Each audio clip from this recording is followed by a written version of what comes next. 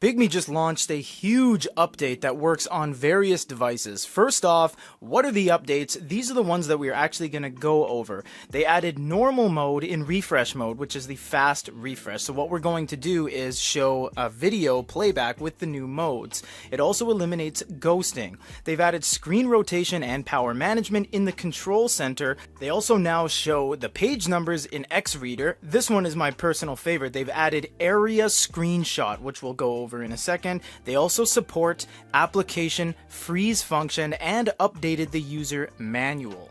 This update will also apply to the following units: the S6 Color Plus, S6 Color, S6 Color Lite, Inknote Color Plus, and Inknote Color Lite.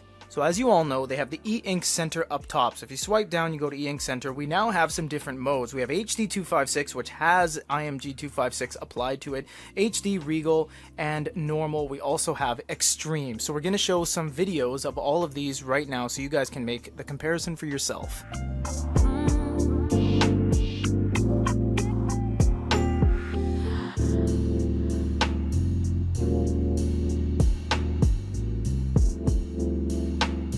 They also say they have ghosting reduction, so we're going to leave it in normal right now, and we're just going to go through some functions. We're going to open up Google Play, walk around a little bit, and we'll see how much ghosting actually exists in the background. So as you can see, there is a little bit of ghosting right there from the previous menu, but it's really kind of not easy to see, which is a positive thing. This is also a fairly fluid mode for it being the normal mode. The colors are very vibrant. It's very vivid. Now, of course, they can just call it normal and it can have the parameters of a faster mode, but it is boding very well for them that this mode is a very healthy mix of the overall speed and the lack of staining. You see right there, there's almost no staining right there, and it didn't even refresh. Screen rotation and power management. Well, let's look at what we have. Power management it's basically already in the settings, but they give you a quick key. So it has auto sleep after closing the cover if you have one, auto close after sleep mode with the audio, and performance mode and power save mode. So you can toggle between these. Performance mode is going to be very fast. It's going to give you the stain reduction. It's going to give you the speed modes, but it is going to use more power. Power save mode is going to really back off a lot of the processes, a lot of the refresh, and really slow things down to give you the longest amount of battery possible. And they also said you have auto rotate, which is right there. So we're going to click on that, and you see it'll be toggled on or off. So if I go like this, it should rotate. And yes, this will rotate 180, 270, and 360, and of course 0, which is its base mode right there. Put it down. It doesn't have to refresh or anything. You see that whole thing didn't refresh once, and you don't see any remnants of anything in the background. Whereas in the past, they just had a percentage at the bottom of how close you were to the end of the book, they now have page numbers. This does work on anything you buy from them, anything you get from Google, anything you download or sideload. It's all going to be the page numbers at the bottom. You'll notice how many times we've changed the pages, and there's virtually no staining from the previous line of text, and we haven't seen a refresh in about 4.5 weeks. This is absolutely insane, honestly, for a device of this caliber, that there's almost nothing left over, and we still haven't had a refresh. This has to be my favorite function right here. Screenshot, but it's not just screenshot, it's actually area screenshot. So you see right here, it actually screenshotted the entire thing. I can save it, I can share it. That's all well and good. This one is a dedicated crop, and I can move that around, and if someone says, what are you reading right now? I can show them my books, and I can even say, I'm gonna get the sides here so that they know it's my storage. I don't want to show them anything else around that. Maybe I'm embarrassed. I can then grab that and do the same thing and share it and snap it and save it. This is a very good feature.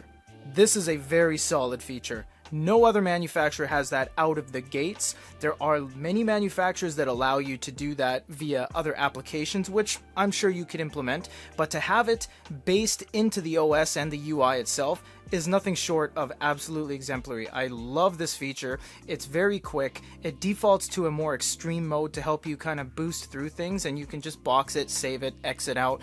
It's very quick and easy. Furthering the battery management kind of process that Bigme is fixing up, they have application freeze, which, yes, like it says, allows you to freeze the application. If you toggle this on or off, we're not going to because we're filming things on this and we don't want to block any apps, but if you toggle these on or off, it will actually cut 100% of the processes from the respective application. These are the ones we have downloaded, so anything you download will have the ability to freeze, and you can even say automatically freeze after installing app. So if I didn't want Google Play pinging my location, pinging recommendations, showing me notifications, instead of force stopping the app, which doesn't actually turn it off, this freezes it entirely. Finally, they updated the user guide. I like this because not a lot of manufacturers go to the extent that these guys do. Not only do they show you the individual sections, but they give you a picture. Every single one of these has a picture with a big goofy little hand telling you where to click. It is very hand-holding, and that's a good thing. They're holding your hand through this. Companies like Bigme and Onyx are sometimes seen as a little bit of a difficult to understand operating system, because for the most part they have this screen, but then they have this side toggle right here. What is all that? Do I go to library to get my stuff? Do I scroll down here? Do I go to app center? Do I go to storage? This is the internal storage. I go back and now there's folders. It's kind of a learning curve for a lot of people. They don't hand it to you on a silver platter like a Me book or anything like that, but for them to have a dedicated user guide that really just walks you through the entire thing from cloud to input method to global handwriting, it is very nice of them to give you multiple pages and just walk you through the entire process. I gotta say, aside from that screenshot, which I absolutely love, I'm not seeing any staining here on the normal mode. I kind of find it a little bit peculiar as to how they did that, because we've been turning pages and I've seen no more than a couple refreshes throughout the entire thing. I went right into Google Play, tons of moving elements and side scrolling and refreshing images, and I don't see any staining at all.